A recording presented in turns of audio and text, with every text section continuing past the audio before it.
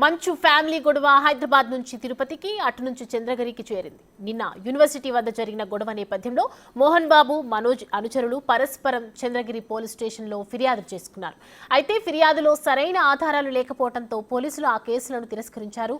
సరైన ఆధారాలతో ఫిర్యాదు చేయాలని పోలీసులు సూచించారు. అయితే యూనివర్సిటీలో మంచు గొడవ నేపథ్యంలో ఏపీ పోలీసులు కఠినంగా వ్యవహరించలేకపోవడంతోనే ఈ పరిస్థితి తలెత్తిందని పలువురు భావిస్తున్నారు.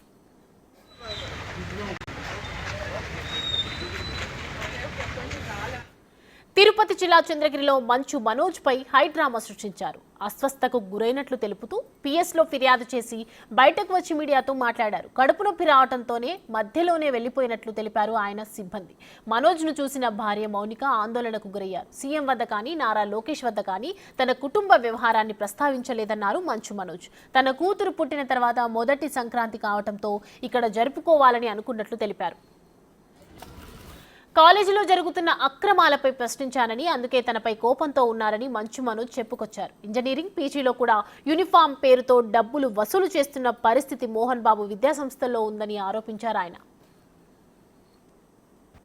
కానీ ఇక్కడ ఏమైంది, నాతో ఏదైనా ప్రాబ్లం ఉంటే నన్ను కూర్చొని పెట్టుకోవాలి. నేను ఎక్కడికి పారిపోవట్లేదు. ఫస్ట్ రోజు హైదరాబాద్ గొడవ నుంచి ఈ రోజు వరకు నేను వస్తున్నాను, కానీ నేను పారిపోవట్లేదు. చీకట్లో కూర్చొని చెట్ల వెనకాల దాక్కుని ఈ చక్కెరలు పోయడాలు, ఈ బ్యానర్లు ఇప్పించడాలు, వీళ్ళు ఏం తప్పు చేశారు? వీళ్ళ అభిమానాన్ని చూపించేటప్పుడు వాళ్ళు బ్యానర్లు తీస్తే ఓకే, అది చిన్న విషయం. కాకపోతే తర్వాత నాకు తెలిసింది ఏంటంటే, బ్యానర్లు వీక్ ఒక 2 రోజుల ముందు మా పనిని పిలుచుకొని వెళ్ళి, నా సొంత తమ్ముళ్ళలాగండి, ఎప్పటి నుంచో ఉన్నాడు.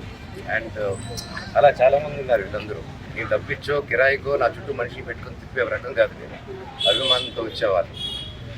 సో అలా పెడితే దానికి పిలిచి, రే మనోజ్ వస్తున్నాడా, వస్తే నువ్వు కూడా ఉండకూడదు, ఏమీ చేయకూడదు, ఎవరు వెళ్ళకూడదు అని ఇదంతో పాటు చాలామందిని పిలిచి ఏరియా వైజు అంటే ఎంత టైం స్పెండ్ చేస్తున్నారంటే 10 నిమిషాలు గంట సేపు పెద్ద మనుషులు 4 కూర్చొని పెట్టి, అన్నతమ్ముళ్ళు కూర్చొని మాట్లాడేసి అక్కడ క్యాంపస్లో జరిగే మిస్టేక్లు రెక్టిఫై చేసే చిన్న విషయం.